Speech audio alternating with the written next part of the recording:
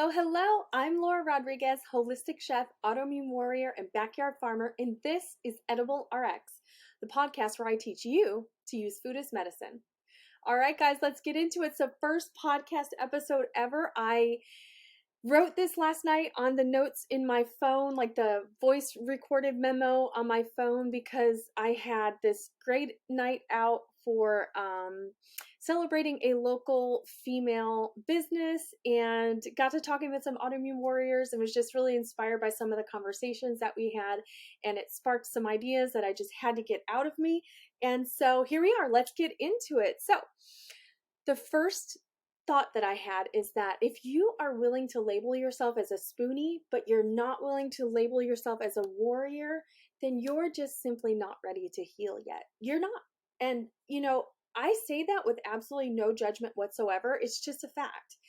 Labeling yourself as a Spoonie means that you identify more, or you're more comfortable embracing the victim mentality than the warrior mentality, because a warrior mentality creates or requires action.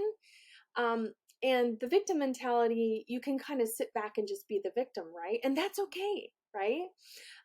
And just because your friends all around you are talking about like the gains that they're getting from the Flare Free Cooking Academy and how fantastic the recipes are, doesn't mean that those recipes and the group is going to be amazing and perfect for you.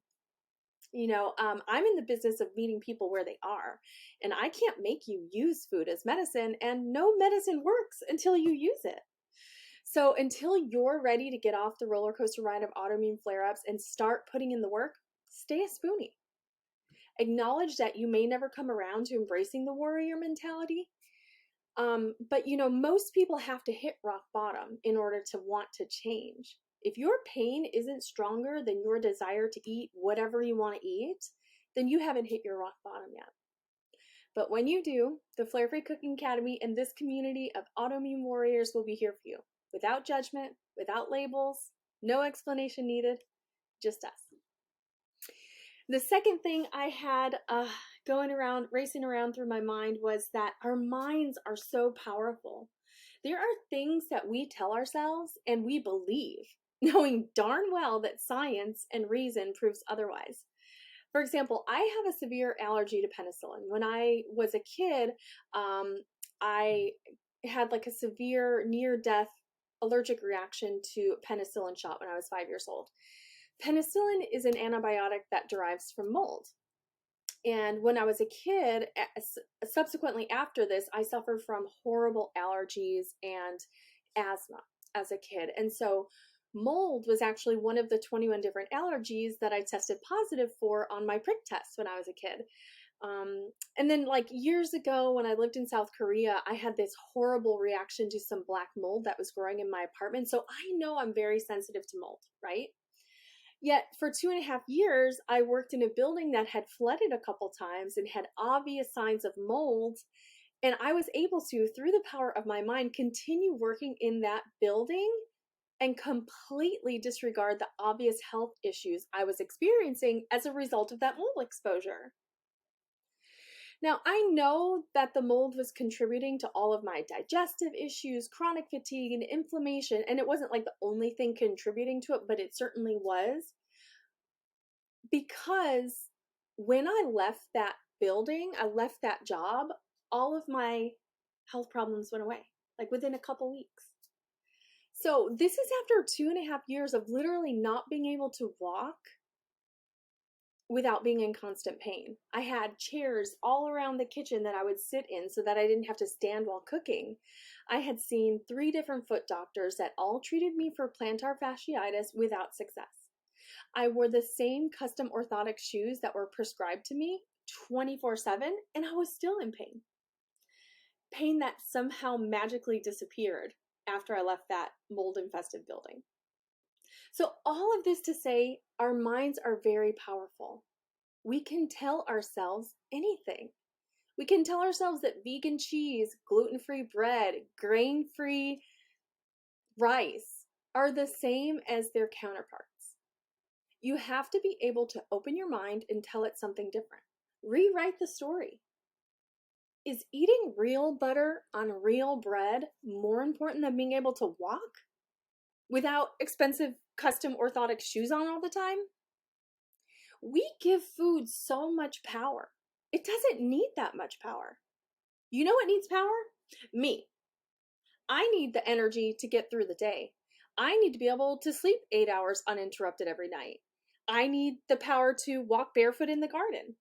I need the power to walk along the beach without shoes on.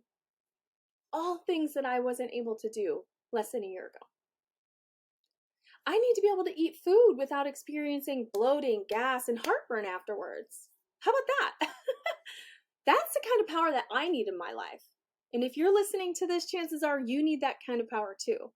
So think about that the next time that you say to yourself, no, or I can't, or I won't, or it doesn't, when you think about food. It is, I can, I will. It's all in the power of your mind. You can do anything you set your mind to. And you deserve to live a life that's pain-free. You are worthy of a long, healthy, vibrant life, free of digestion problems, free of chronic fatigue. I was in the grocery store the other day and I overheard an older gentleman say, I'm 65, I can't be walking all around this grocery store. I want to be walking at the bare minimum when I'm 65. I'm not saying I want to be climbing mountains and running marathons. I don't do that stuff now, okay? But let's be real.